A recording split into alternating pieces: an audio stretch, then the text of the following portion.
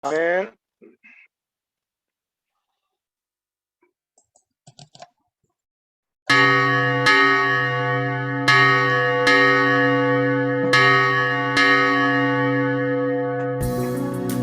GMS 선교사 열전. 역사적으로 우리 종회는 교회의 본질인 선교 사명에 충실했습니다. 설립부터 성경에서 말하는 사도행전적인 교회를 시작되었고 성장했습니다. 총회가 설립되기 전 조선 장로교회 동로회 조직이 되며 선교하지 않으면 진정한 장로교회가 아니다 결의를 채택하고 모든 장로교회는 선교회이며 모든 장로교회는 그 선교회의 평생 회원이라고 다짐을 했습니다. 선교 사명을 위한 노력으로 개혁신학, 순교신학, 세계의 선교를 우뚝 세우는 한국 최대 교단으로 성장했습니다. 선교는 교회의 본질임을 잊지 말아야 합니다. 우리는 겸손하게 하나님 하시는 일에 순종하고 잘 섬겨야 하는 사명이 있습니다. GMS 선교사. 예수 그리스도의 지상명령에 따라 땅끝까지 주님의 증인이 되기 위해 전 세계 선교지에서 체계적이고 효과적인 선교 사역을 수행하는 GMS 선교사.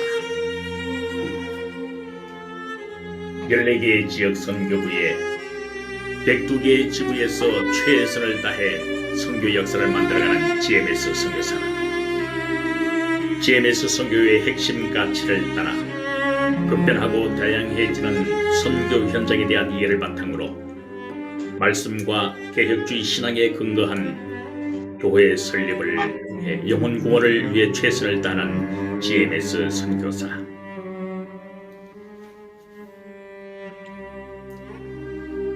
GMS 선교사는 오늘도 현장에서 최선을 다하고 있습니다.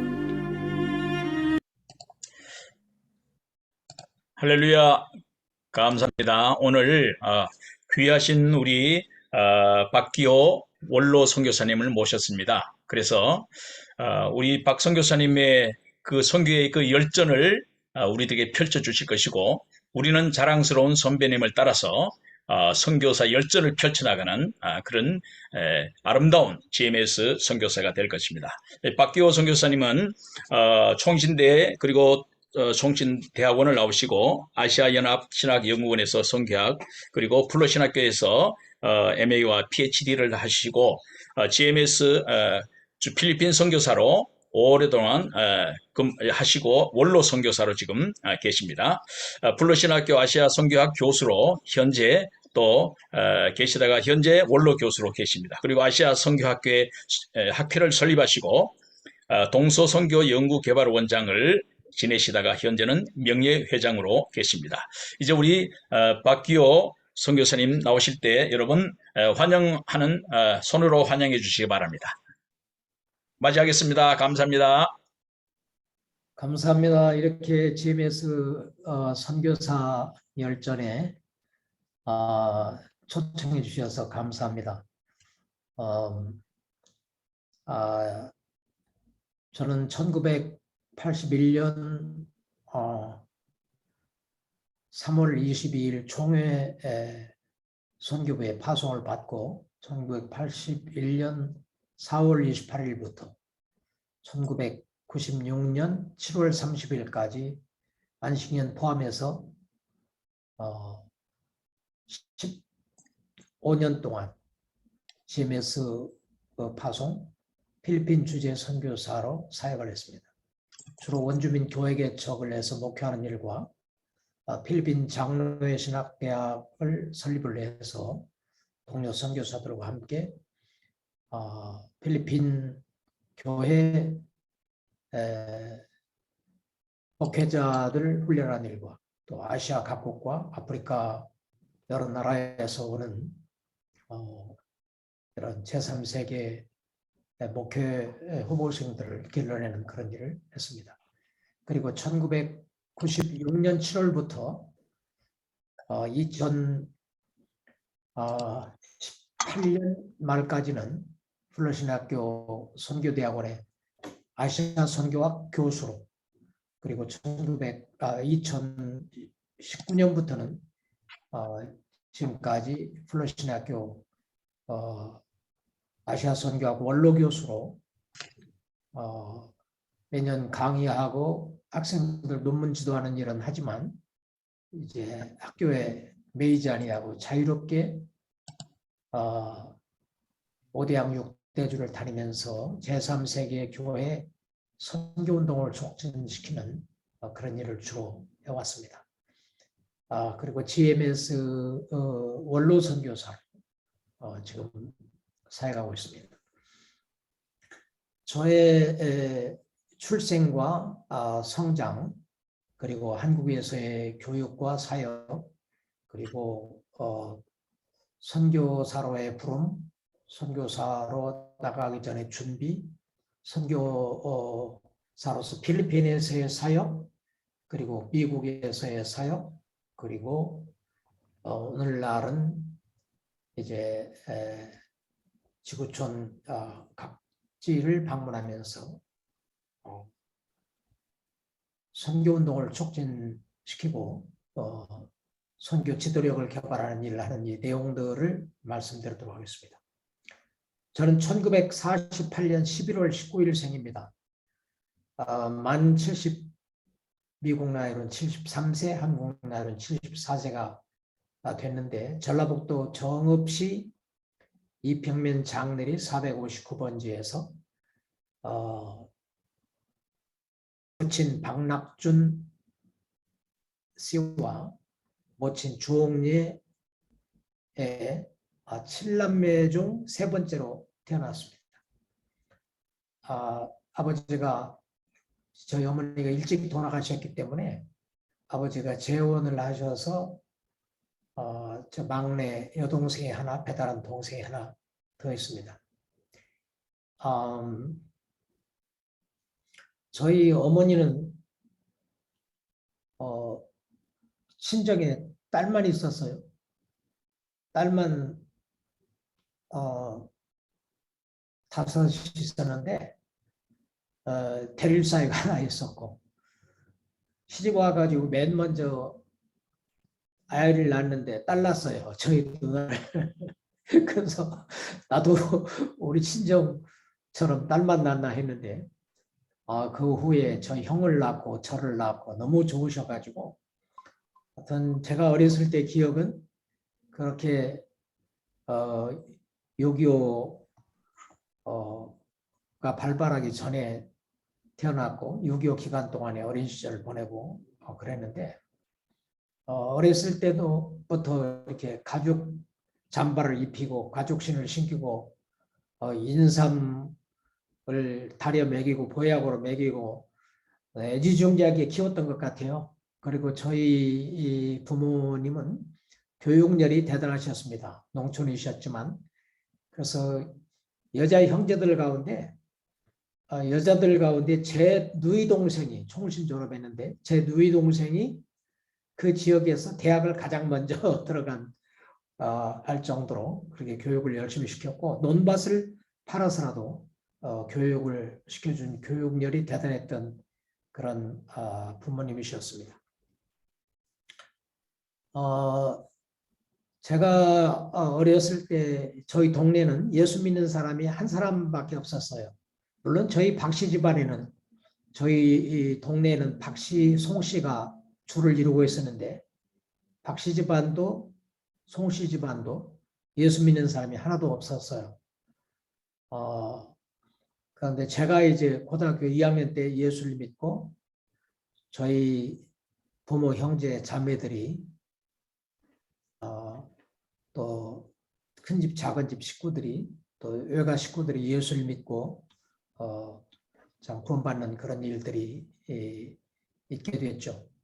저희 어머니 아버지는 한국의 다른 사람들처럼 특정 종교가 없이 그저 샤머니즘, 불교, 유교 뭐 이것저것을 다 이렇게 받아들였던 것 같아요. 그래서 저는 어렸을 때 아버지 어머니가 그 뭐 목욕을 하고 뭐 이렇게 산신령에게 비는 거라든지 절에 가서 비는 거라든지 또 유교 행사에 참여하는 거라든지 저희 생일이면 저 은목에 떡 시루를 만들어 놓고 그 앞에서 뭐 절을 위해서 나름대로 자기들한테 기도하는 그런 그런 모습을 제가 기억합니다만 특정 종교를 가지고 있지는 않았지만 열심히 살았고 자녀들의 생일날 같은 때는 자기들이 믿는 신들에게 기도하는 그런 모습을 봤습니다. 저희 동네는 예배당이 없어서요. 그래서 이웃 교회에서 전도 집회를 할 때면 비교적 넓었던 저희 집에서 전도 집회를 하고 했어요. 저희 부모님은 예수를 안 믿었지만 그래도 교회가 전도 집회한다고 집을 빌려달라고 하면 널찍한 집에 와서 동네 사람 모아놓고 집회를 하도록 그렇게 좀 허락을 하셨어요. 그래서 저는 어렸을 때 가끔 크리스마스 때나 교회 나가고 했지만 신앙이 없었습니다. 교회 나가서 오히려 오로지 생각나는 메시지 하나는 주일학교 나갔을 때 그 모세가 나일 강가에 버려졌는데 바로의 딸이 뭐 건져냈다. 이제 의미도 모르고 하여튼 그런 스토리 하나밖에 기억이 안 나요.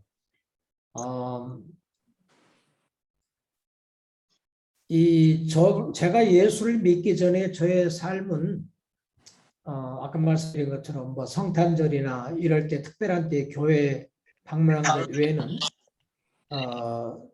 신앙생활을 하지 않았고요. 그저 제 본능을 따라 살았고 놀기 좋아했고 반항적이었고 분노를 잘 다스리지 못했고 또 지금 생각해 보니까 열등의식이 많이 있었던 그런 삶이었던 것 같습니다. 원하는 삶은 살지 못하고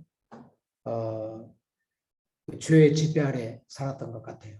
새해만 되면 일기를 쓴다고 작심을 하는데 며칠 못 가고 새학기만 되면 이번에는 한번 내가 1등을 하리라고 공부하지만 초등학교 3학년 때 3등 한번 하고 고등학교 3학년 때 10등까지 장학금 준다고 하길래 제가 아버지가 준 등록금 가지고 노름해가지고 잃어버려가지고 막연한 가운데 등록금을 못 갚고 있었는데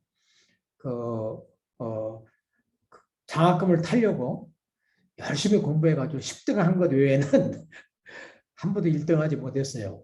저희 어머니는 자식들 교육에 그렇게 올인했는데 너희들 1등상 한번 받아가지고 오는 모습을 보고 죽으면 내가 원이 없겠다 그랬는데 한 번도 1등을 한 일이 없어요.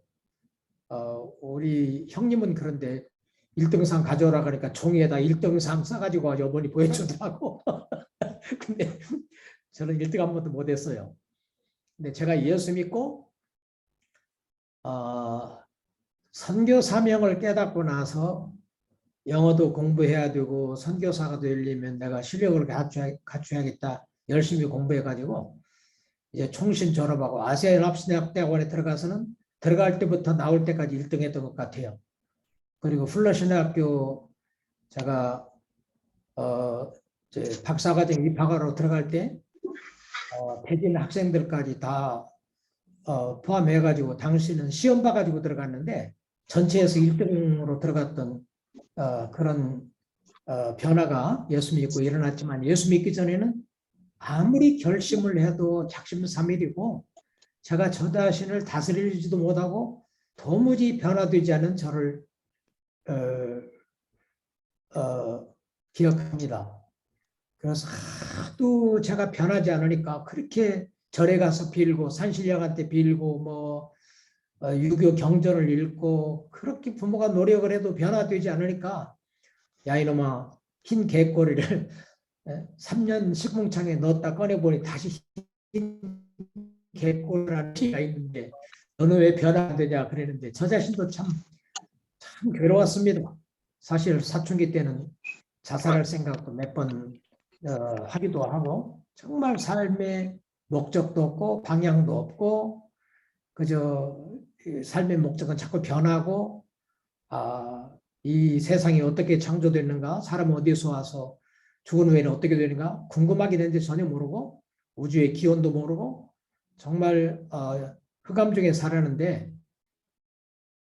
예수를 믿고 이제 제 삶이 크게 변하게 되었습니다.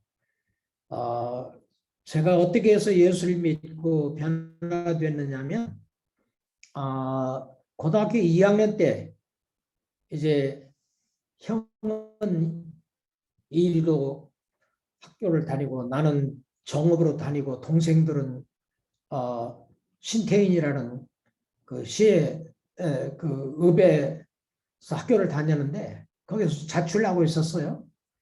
그런데 고등학교 2학년 당시 16살이었던 1965년 8월 마지막 주일, 지금 보니까 8월 29일 주일 오후더라고요. 자취집 아주머니한테 복음을 듣고 예수를 믿게 됐습니다. 그날은 제가 조금 전에 말씀드린 것처럼 하도 사람이 허망해가지고 아버지가 이제 등록금을 주셨는데 이렇게 집에서 걸어서 자취집으로 이렇게 오다 보니까 길에서 사람들이 뭐 이렇게 야바이꾼이라고 합니까? 그 화투 8월 공사 8월 이렇게 달뜬 뭐 8월 공산이라고 합니까? 이 세 장을 가지고 이렇게 이쪽 옮겨 놓더니 이걸 맞추면 2배를 준대요. 그래서 8월 공산 거기 저 달 떠 있는 거 그것을 찾으라 이거요. 근데 가만히 보니까 100% 맡겼더라고. 내가 이렇게 눈 가가지고 딱 점 찍어놓으면 맞아. 그래 이 바보들이 옆에 있는 사람들이 저 엉뚱한 걸 짚더라고. 나는 그게 같은 패거리인지 몰랐지. 그래서 저 바보들이 저걸 못 맞춘다고 나는 맞출 수 있는데 나도 한번 해보려냐고 하더라고.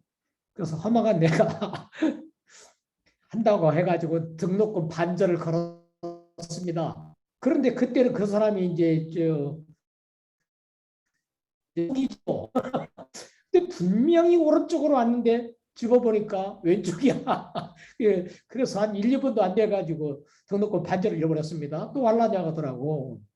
그래서 아이 이거 따야지 어떡합니까? 그래서 하겠다고 했는데 또 그냥 이렇게 화투장 몇 장을 이쪽 돌리고 저쪽 돌리고 하더니 집어보라고 그래. 집어보니까 아니야. 그래가지고 한 1, 2분 만에 등록금을 다 잃어버렸습니다. 하늘이 노랗더라고. 부러질 것 같더라고. 아버지 어머니는 뼈 빠지게 일해가지고 참 등록금 내주고 공부를 시켰는데 이렇게 내가 허망한 짓거리를 해가지고 살다냐면서 너무 원망스럽고 이제 등록금을 다 잃어버리고 이제 자취집에 왔는데 그때는 예수 안 믿으니까 이제 주일날 한 점심 때쯤 도착했나 너무 내가 허망하고 내가 왜 인간이 이렇게 살아야 하나 부모한테도 미안하기도 하고 너무 참 힘들어서 그저 방 안에 들어가 가지고 좀 불어넣어 가지고 참 막심 가운데 있는데 저희 자취집 아주머니가 학생 이 밝은 대낮에 왜 방 안에 들어가 그러고 있냐고 잠깐 좀 나오라고. 그래서 내가 마루로 나갔는데 그분이 자기가 예수 믿기 전에 삶이 어떠했는데 어떻게 예수를 믿고 예수는 어떻게 변화됐는가를 얘기하면서 복음을 전해주더라고요. 그래서 하나님이 우리를 천지만물을 지으신 것과 나는 천지만물이 어디서 온지 몰랐거든. 원숭이로부터 진화된 것 같지는 않은데 사람이. 근데 하나님이 천지만물을 지으셨다는 거예요.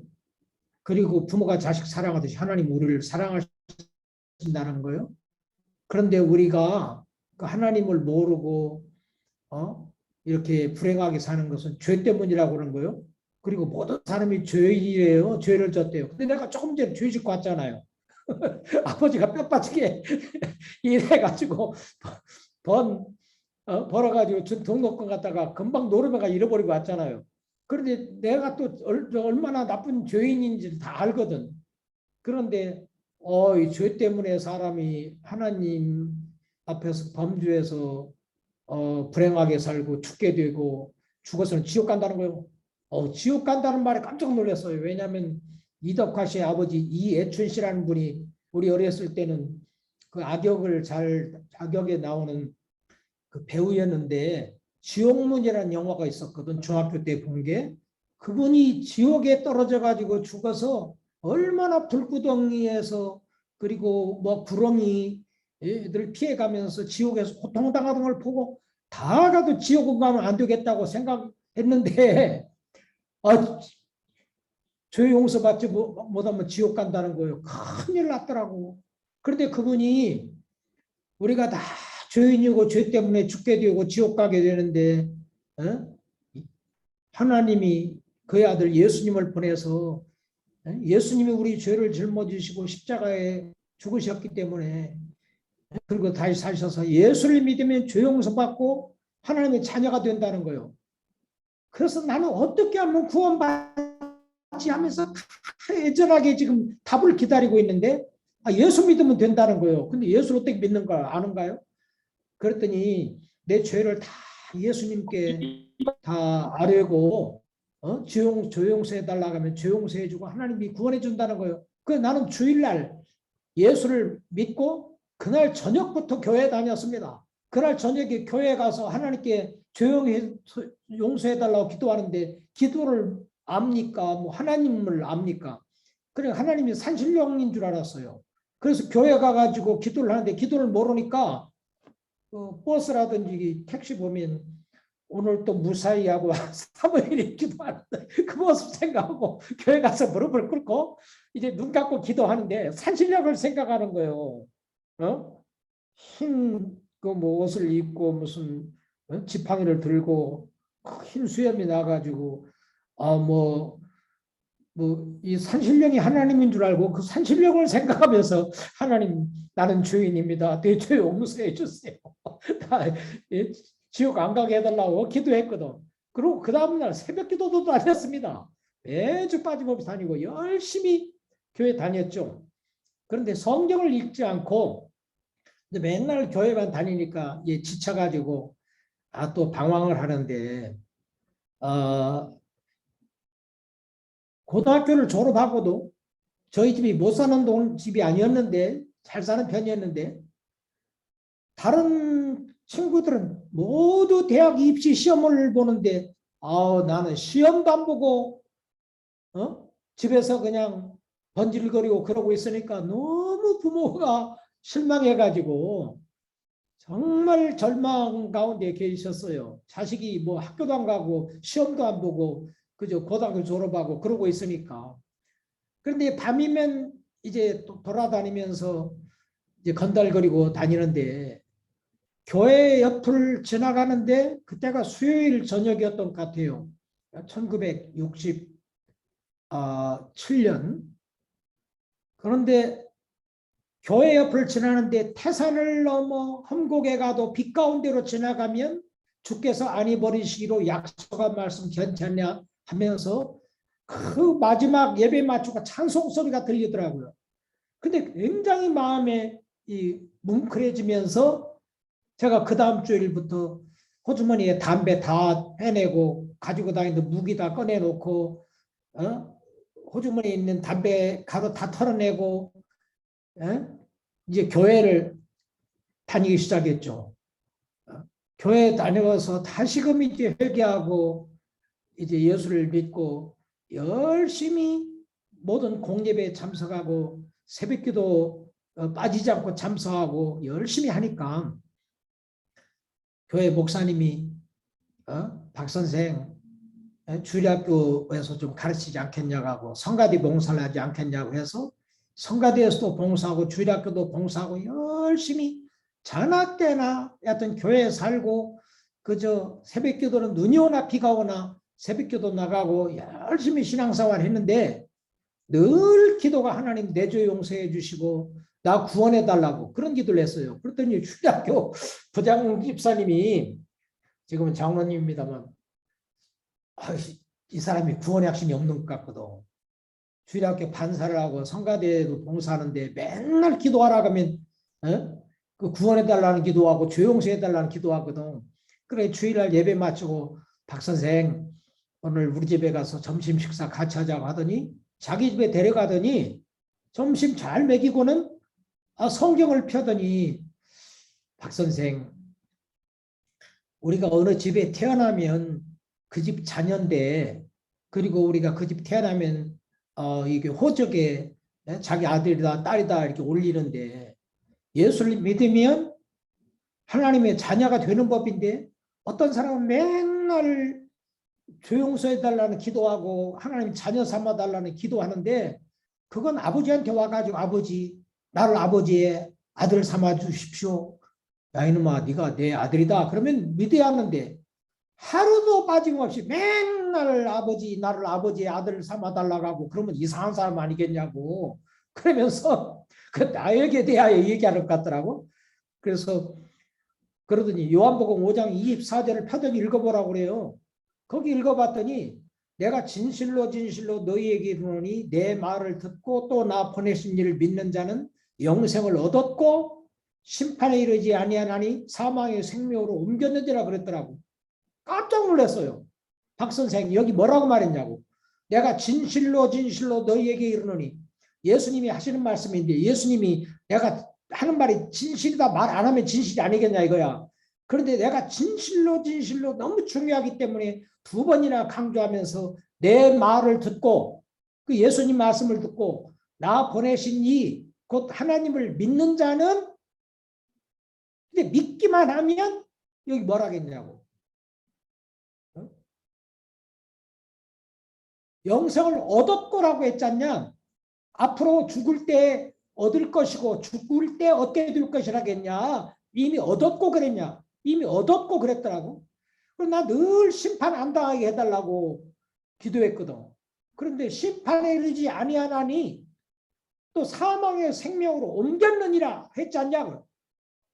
나는 성경에 그런 말씀이 있는지 몰랐고 예수 믿는 사람은 이미 영생을 얻었고 심판받지 않을 것이며 사망의 생명으로 옮긴 걸 몰라서요. 그날부터 저는 내가 예수 믿고 구원을 받았구나 하는 구원의 확신을 갖게 됐고 그때부터는 성경에 이런 말씀이 있는데 내가 왜 이걸 몰랐나. 그리고 그렇게 애전을 구원해달라고 영생 얻게 해달라고 조용히 해달라고 지옥 안 가게 해달라고 내가 왜 이걸 못 가랬나. 그날부터 성경을 읽기 시작했습니다. 그랬더니 하루에 매일 한 40장씩을 읽었어요. 그런데 얼마나 성경 말씀이 달고 오묘한지 요즘은 주석도 보고 하지만 주석을 안 보는데 성경 말씀을 성령이 풀어주시는데 얼마나 진리의 말씀이 달고 오묘한지 그래서 저는 그날부터 성경을 읽기 시작했습니다. 그래가지고 40일에 성경을 한 번씩 띄고 성경이 누더기가 되도록 성경을 보고 그랬는데 내가 이제 삶의 목적이 생긴 거예요. 내가 도무지 변하지 않고 흰 개꼬리를 3년 동안 시궁창에 넣었다 꺼내보니 그때까지 흰 개꼬리더라는 어머니의 탄식스러운 말. 새해만 되면 일기 쓰려고 하고 새학기만 되면 이번에 일도 한번 해보지 해도 한 번도 못 해봤던 나. 도무지 바르게 살고 싶고 해도 바르게 사라지지 않은 나. 늘 부모에게 참 실망을 줬던 내. 변화받지 못한 내가 성경을 읽기 시작하면서부터 성경이 나를 변화시키는 것을 보고 내가 목적이 생겼어요.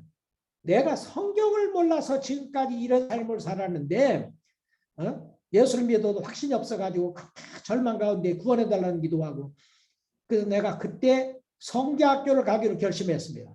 내가 열심히 성경을 공부해서 나를 변화시켜 주신 이 하나님의 말씀을 다른 사람에게 전해야 되나 하고 성경학교를 간다니까 저에게 목사님이 박 선생 성경학교는 고등학교 과정인데 고등학교를 졸업한 사람은 신학대학을 가야 한다고 그러면서 어느 신학대학을 갈까요 하니까 뭐 연세대학교 신과대학 그 다음에 광주에 있는 호남신학교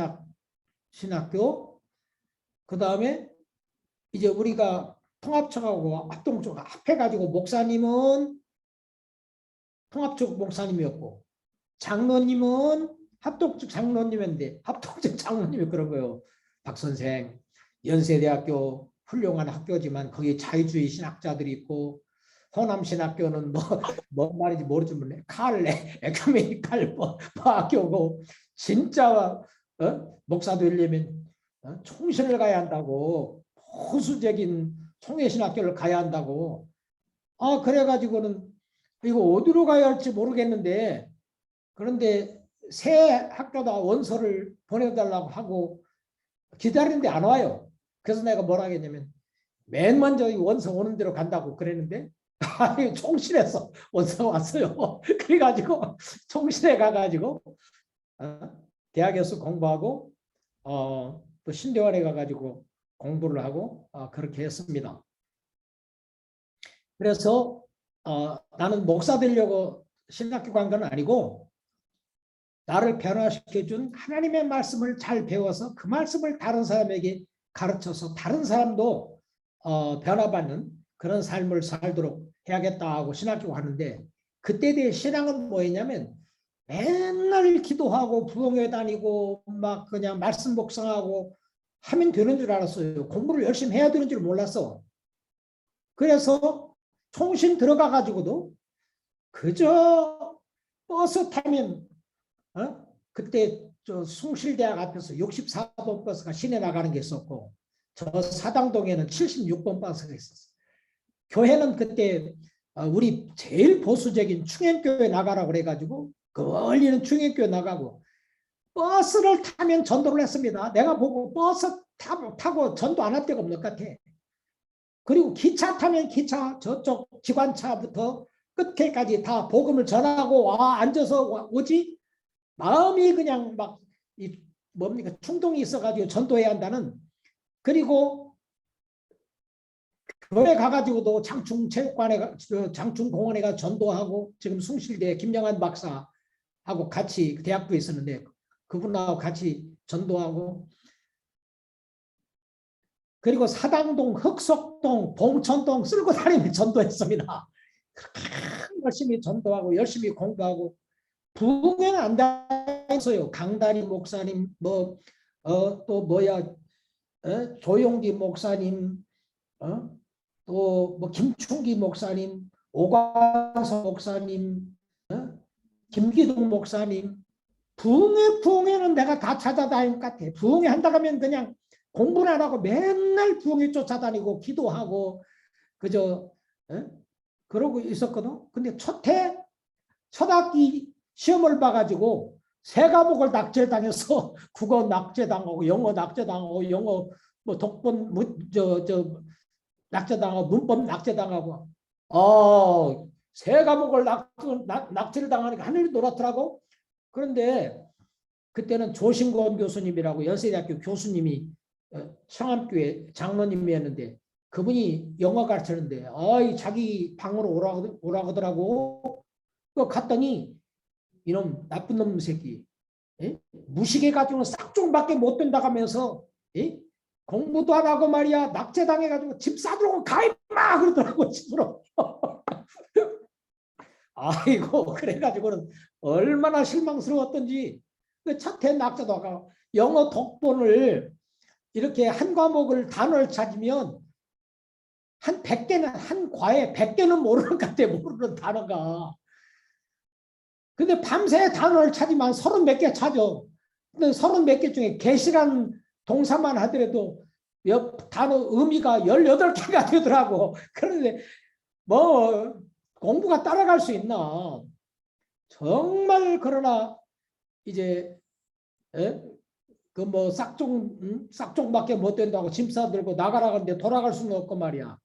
그래가지고 그때부터 열심히 공부했는데 한 3학년 1학기까지는 헤맸습니다. 3학년 2학기 때 조금 자신감을 갖게 되고 또 같이 영어를 가르쳤던 고려대학교에서 가르쳤던 최종수 교수님이 오셔가지고 늘 격려하고 제 성적이 낙제 안 당하고 좋아지니까 그렇게 칭찬하고 그렇게 칭찬받으니까 또 열심히 그 과목은 열심히 공부해가지고 다 A를 맞고 그러니까 그분이 막 선배들한테 클래스에 가가지고 칭찬하고 후배들한테 가서 칭찬하고 사람들은 선배들도 후배들도 박전도사 얼마나 공부를 그렇게 열심히 하길래 최종수 교수님이 우리 반에 와가지고 그렇게 그냥 당신 얘기하고 그러냐고 하고 후배들도 그러고 열심히 공부를 했습니다. 최종수 교수님의 어떤 격려로 이제 참 공부를 열심히 하게 됐고, 그 다음에 이제 대학 다닐 때 이제 뭐 영어, 독일어, 헬라어, 라틴어, 화란어 공부하고 칼빈주의 철학 공부하고 하여튼 기도 생활과 성경 읽는 생활, 전도 생활 열심히 했던 것 같아요. 그리고 대학 1학년 다닐 때 어떻게 선교사로 부름받게 됐냐면, 대학 1학년 다닐 때 제가 충현교회를 다녔는데 당시 충현교회가 퇴계로 오가 있었습니다. 김창인 목사님이 천국 일꾼을 키우자라는 그런 그 목표를 가지고 사역하셨는데, 김의환 박사님이 당시에 총신에서 역사신학을 가르쳤는데 웨스트민스터 신학교에 이 선교학 교수로 있다가 돌아가신 이 고 가나베 선교사님, 정통장로교 선교사로 한국에 와서 총신에서 신학을 가르쳤는데 가나베 선교사님, 김의환 목사님, 그 다음에 서대문 동산교회 김성환 목사님 세 분이 이제 강사가 돼가지고 제1회 충현교회 선교부회가 열렸는데, 그때 제가 다른 11명 충현교회 지금 다 장로들이 되고 목사들이 되고 뭐 그랬습니다만 그분들하고 같이 12명의 선교원신을 하고, 그때부터는 선교사가 되기로 헌신해 가지고는 열심히 이제 영어 공부를 하게 되고 기도회에 참석을 하고 그랬어요. 그래서 1968년에 선교사가 되기로 헌신을 했고, 또 1971년에 조동진 목사님이 심호하시는 후암교회에서 선교사로 2번 헌신을 했어요.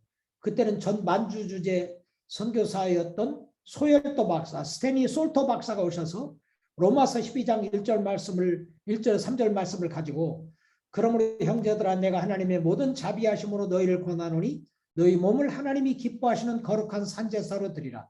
이는 너희의 드릴 영적 예배니라. 너희는 이 세대를 본받지 말고 오직 마음을 새롭게 함으로 변화를 받아 오직 하나님의 선하시고 기뻐하시고 온전하신 뜻이 무엇이니 분별하도록 하라는 그 말씀을 가지고 너희 몸을 하나님이 기뻐하시는 거룩한 산제사로 드리라는 그 말씀을 받고 이제 앞에 나가가지고 헌신자들 나오라고 그래서 눈물 콧물 흘리면서 아골골자 빈들에도 복음 들고 가오리다, 소돔 같은 거리에도 복음 들고 가오리다 하면서 헌신했어요. 그 다음에는 세 번째는 1975년에 총신 원우회 주체로 정동에 있는 대학생 선교회 강당에서 모든 족속과 민족과 방언에게 그리스도의 복음을 해가지고 선교 대회를 열었는데, 그때 세 번째로 헌신을 했고, 그 다음에 이제 군대 제대하고 1980년 여의도 민족광장에서 CCC 주체로 열렸던 세계 복음화 대회에서 선교사를 헌신했어요. 근데 이렇게 이제 계기는 선교대회에서 헌신했지만 그 전에 제가 성경을 많이 읽었잖아요. 성경이 다 달아질 때까지 성경을 읽었는데, 사도행전 26장 17절 18절 말씀을 보니까 주님이 다메섹 도상에서 바울에게 나타나셔가지고 사울아 사울아 일어나라 하면서 네 발로 서라. 내가 네게 나타난 것은 네가 나를 본 일과 장차 내가 네게 나타내 보여줄 일에 대하여 이스라엘과 이방인들 가운데서 내가 너를 구원하여 그들에게 보내요. 그 눈을 뜨게 하여 어둠에서 빛으로 사단의 권세에서 하나님께로 돌아오게 하고 죄사함과 나를 믿어 거룩하게 된 무리 가운데 기업 있게 하리라 하던 말씀처럼 이스라엘과 이방인들 가운데서 나를 구원하여 이스라엘과 이방인들에게 보낸다는 거예요.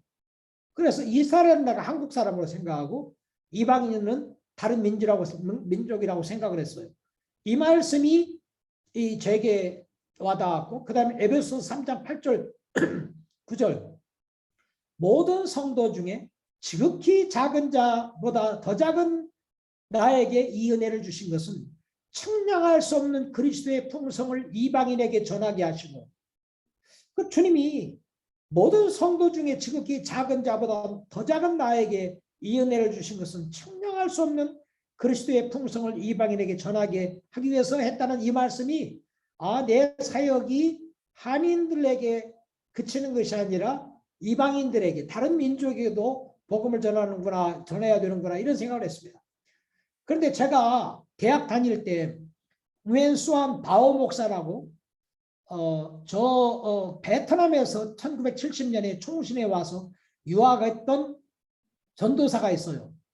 그분이 나하고 영생교회 원로 목사 이용걸 목사하고 서대문교회 정금모 목사, 이 세 사람을 선교사로 데려가기 위해서 이용걸 목사는 의사에게 중매하고, 나는 약사에게 중매하고, 정금모 목사는 간호사에게 중매해가지고, 약사 부인들은 약사, 의사, 간호사, 그 다음에 이용걸 목사, 나 정금모 목사는 목사 선교사로 이제 베트남에 오게 하려고 중매를 했어요. 그 다른 사람은 중매가 성공이 안 됐지만, 나는 그 바오 목사 중매로 저희 집 사람하고 결혼을 했습니다.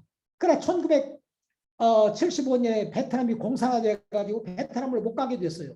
김한령 목사님도 베트남 이제 가려고 했다가 이제 못 가게 됐죠.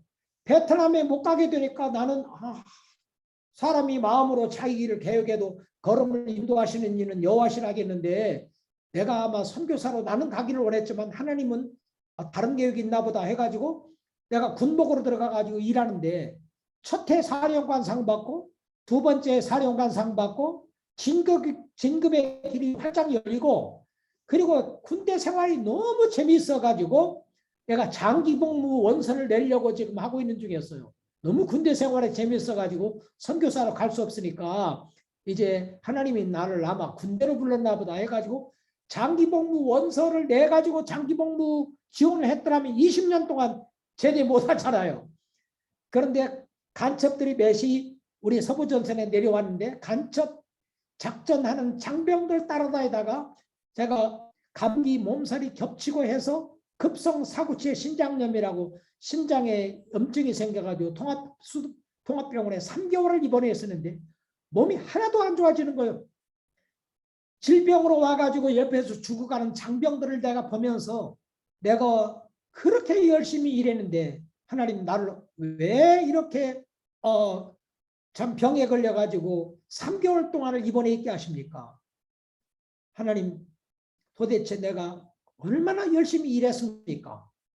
그래서 참 인정을 받아가지고 첫해 사령관상 받고, 두 번째 사령관상 받고, 진급길은 열리고, 위관장교로서 수도권에서 출퇴근하고 서울 집에서.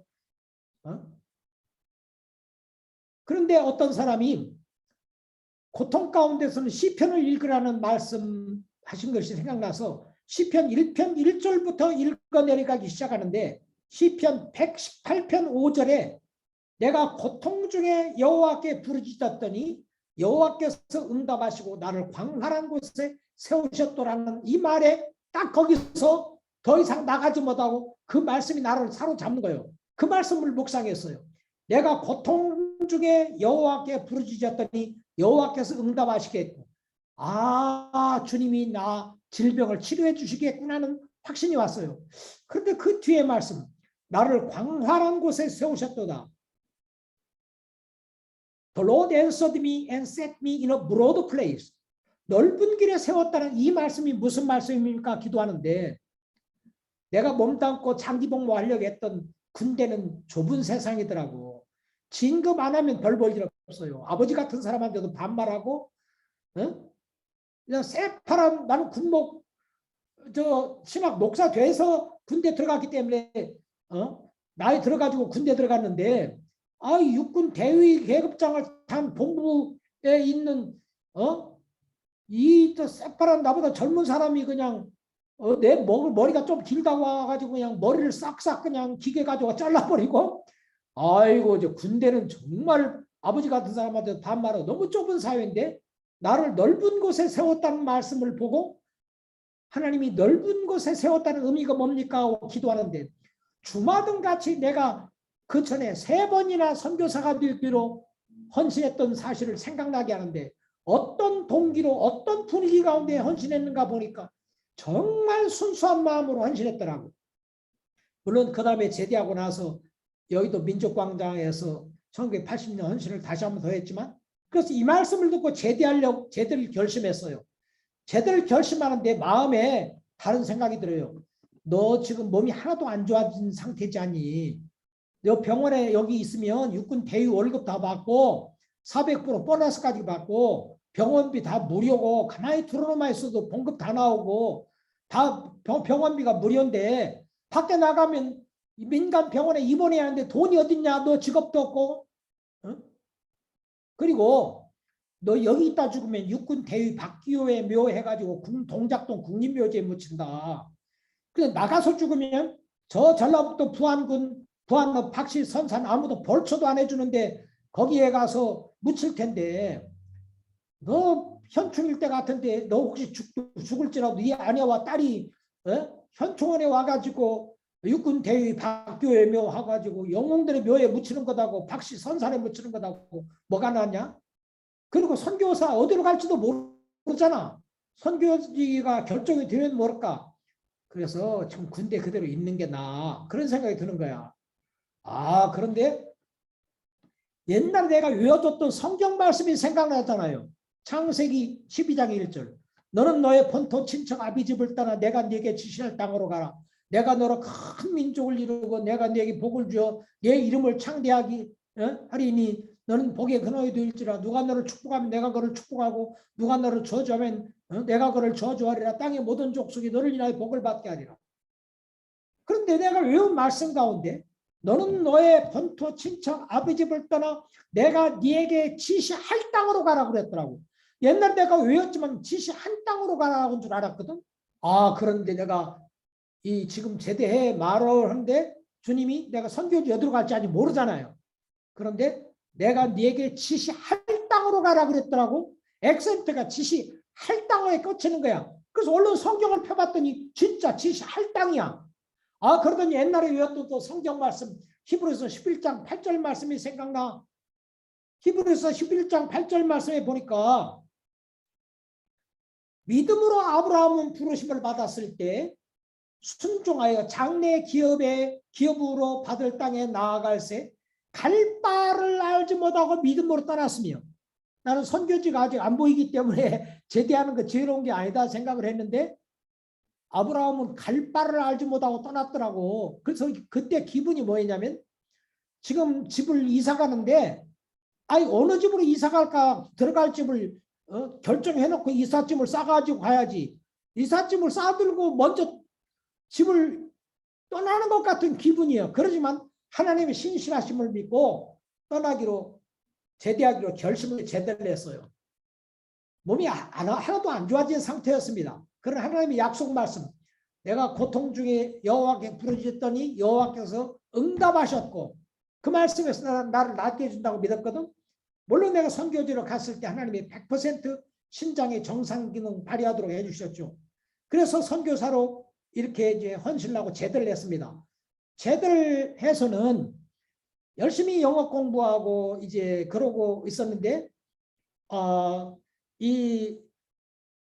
총신에 다니는 우리 선교 헌신자들과 함께 영어 성경을 읽고 영어로 대화하고 영어로 회화하고 영문 서적을 번역하고 한 사람이 영어 성경 읽으면 또 한 사람이 통역하고 그런 일을 했고 그 다음에 외국인 대학 3학년 때부터 외국인 설교자들을 이제 강의와 설교를 통역하고 그 다음에 동서선교연구 개발원 조동진 목사님 밑에 가가지고 영어 책 번역하고 판매하는 일들 훈련받고 그리고 내비게이터에 가가지고 당신 선교사 훈련원이 없었거든요.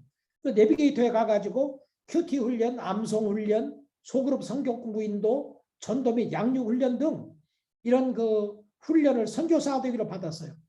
그랬더니 또 아세연합신학대학원에서 풀러 신학교와 함께 선교학 신학 석사과정 학위 프로그램을 개설을 해가지고 광고하더라고. 그래서 내가 지금까지 한 번도 선교학을 공부했는데 아세안 합신학대학원에 가가지고 아시아 합신학대학원 교수들, 플러 교수들 밑에서 선교학을 공부하고 그래가지고 이제 선교사로 가기로 준비를 하는데 그런데 김한령 목사 나하고 대학 신학 동기 동창인 김한령 목사가 와가지고 그 당시 지금은 1억이 넘지만 필리핀 사람들이 1981년에는 1년에는 4천만이었습니다. 4천만을 그리스도에게로 해가지고 기도 편지 기도 카드 가지고 와가지고는 나더러 내가 신학교를 세우고 필리핀 교역자들 양성해 하는데 당시 THM까지 공부를 했는데 또 내비게이터로서 내가 훈련받은 줄 알고 옛날 베트남 선교사 후보생인 줄 알고 필리핀을 와달라 해가지고 필리핀에 가서 이제 사역을 했습니다. 그래가지고 1948년 4월 28일 필리핀에 도착을 해서 필리핀에서 언어를 배우고 원주민 교회를 개척해서 마닐라와 인근 도시에서 목회하고 동료 선교사들과 함께 필리핀 장로회 신학교를 세워서 거기에서 교수 사역하면서 교회 개척 사역하면서 이런 사역을 했습니다. 그리고 한 두어 텀 사역을 하고 플러 신학교 선교대학원에 가서 이제 선교학을 공부하면서 플러 선교대학원 교육이 내게 엄청난 변화를 가져다 줬습니다. 그 전에는 내가 활동 중심이었는데 플러 선교대학원에 가서는 기도 중심으로 바뀌었고 사역이 그다음에 풀뿌리 사역에서 지도자 개발과 동반자 사역으로 바꿨고 제 삶이 엄청 변했어요. 물론 이동백 목사님이 오늘 이게 들어와 계십니다만 제가 필리핀에 돌아갔을 때 저희 GMS 파송 선교사들이 6갈래로 갈라졌었습니다.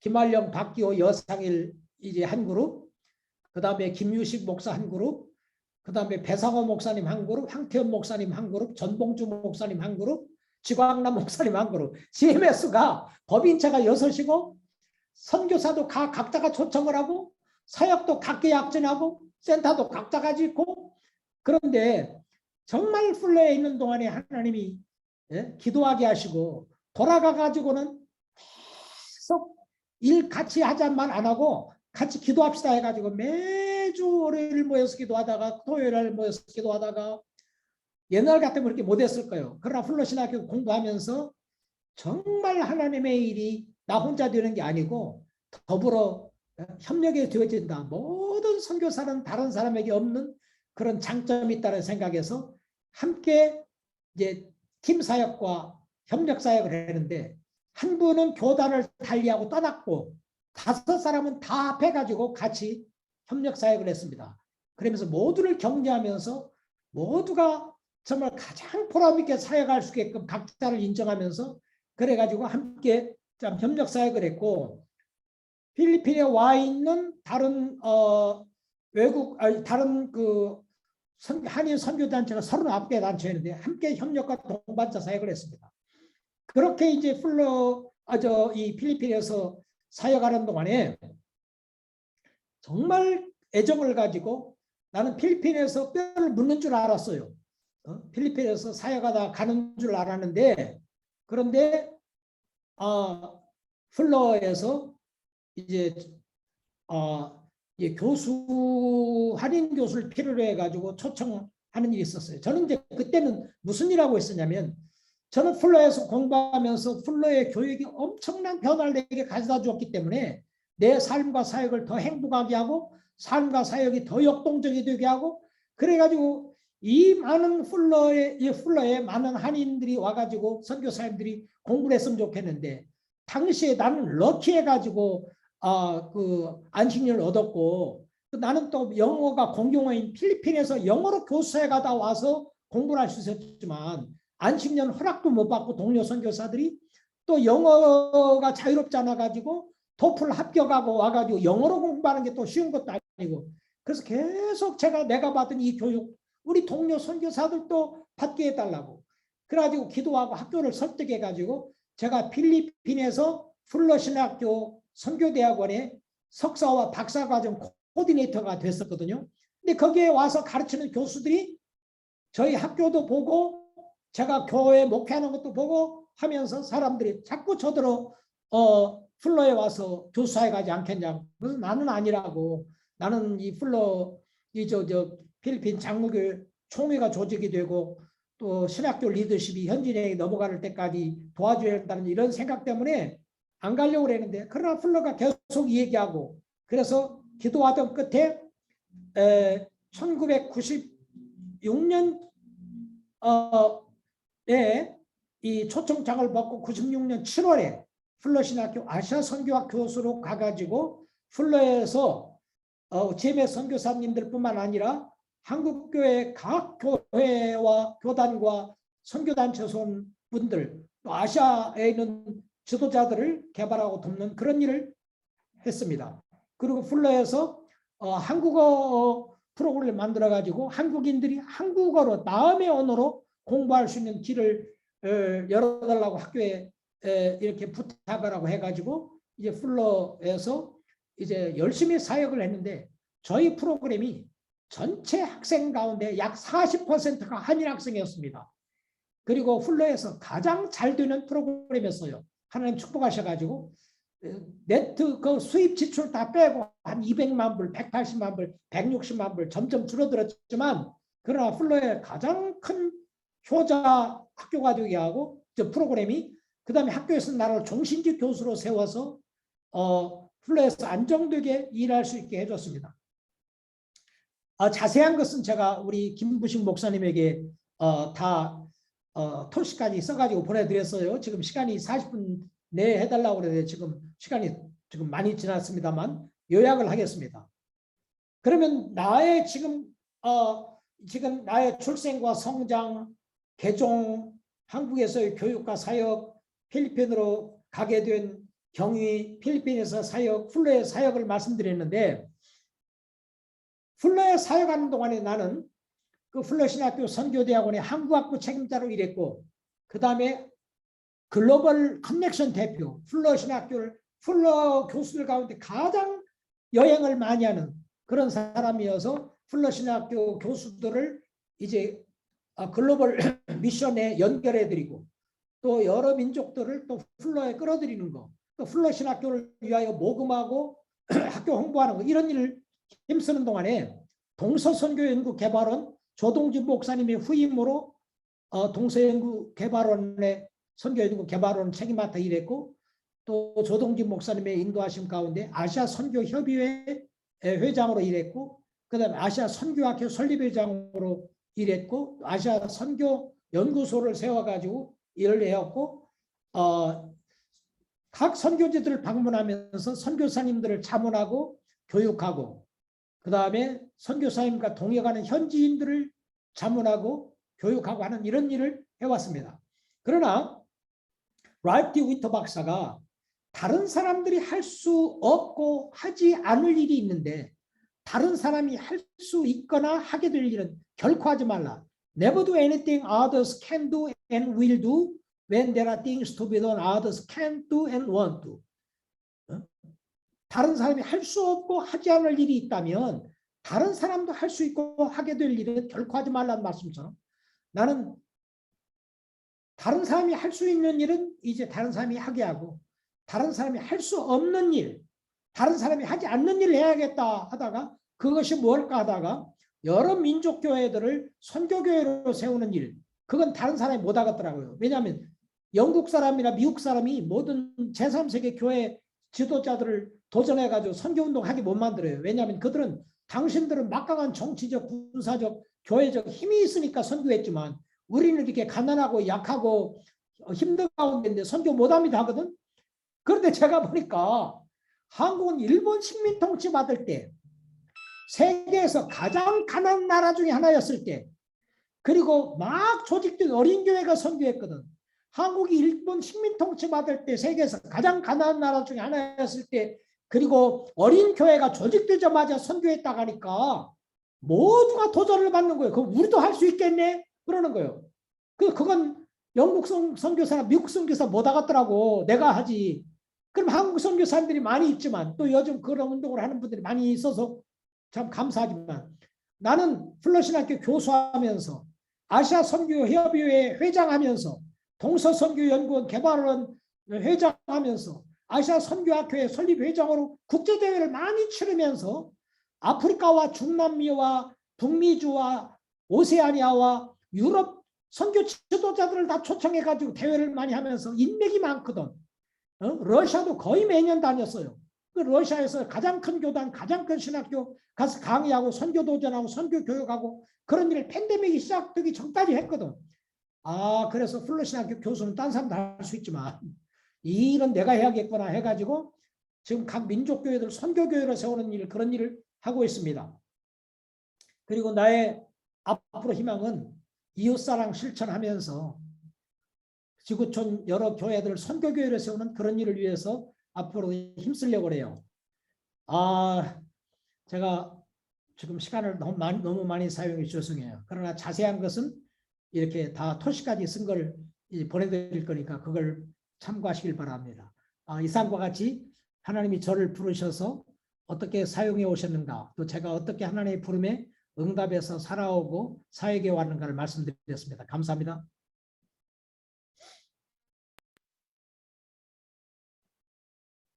너무 감사합니다. 귀하신 말씀으로 우리 박기호 선교사님의 열전을 오늘날까지의 일들까지 펼쳐주셨습니다. 진심으로 감사를 드립니다. 이제 다음 주에는 우리 태국의 선교의 최고 열정을 가지고 일하셨던 정승회 선교사님이 지금도 열심히 청년처럼 일하고 계시는데 말씀을 전해 주시겠습니다. 오늘 많이 참석해 주셔서 대단히 감사합니다. 우리 박기호 목사님의 기도로 마친 후에 여러분의 질의와 교제를 나누는 시간을 갖도록 하겠습니다. 하나님 아버지, 귀하고 귀하신 우리 GMS 소속 선교사님들과 함께 하나님이 어떻게 저를 부르셔서 이래 오셨는가를 이야기 나눌 수 있도록 기회를 주셔서 감사합니다. 하나님, 우리를 구원하여 하나님의 자녀 삼으신 것만도 감사한데 하나님 나라와 복음을 위한 일꾼으로 세우셔서 미약하지만 주님과 더불어 참 주님의 동역자로서 이렇게 수종들어 일하게 하심을 감사합니다. 우리에게 은혜를 주셔서 하나님이 우리를 부르신 부름을 따라 하나님이 주시는 은사를 가지고 하나님의 기뻐하시는 일들을 하나님의 주시는 힘으로 하나님의 방법으로 잘 감당하여 주님을 기쁘시게 하며 주님 나라가 힘있게 이 땅에 임하며 주님의 뜻이 하늘에서 이루어진 것처럼 이 땅에 이루어지도록 우리가 참 순종하며 섬기게 하옵소서. 감사합니다. 예수님의 이름으로 기도합니다. 아멘. 아멘.